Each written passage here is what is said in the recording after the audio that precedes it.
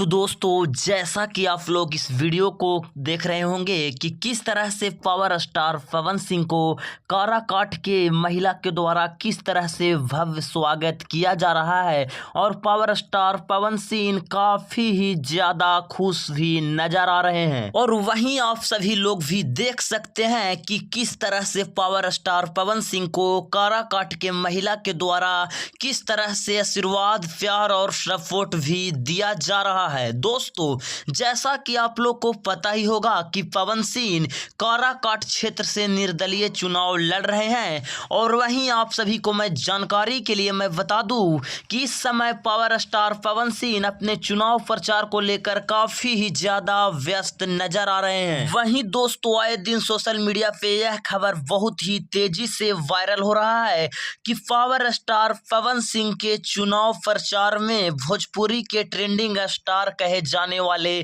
खेसारी लाल भी आप लोग के बीच नजर आ सकते हैं। तो दोस्तों आप लोग को क्या लगता है, खेसारी लाल यादव पवन सिंह के सपोर्ट में आएंगे या नहीं? आप लोग कमेंट करके जरूर बताएं। और दोस्तों आप लोग भी पावर स्टार पवन सिंह को दिल से सपोर्ट करते हैं तो आप अपने इस चैनल को सब्सक्राइब एंड वीडियो को लाइक करना बिल्कुल ना भूलें।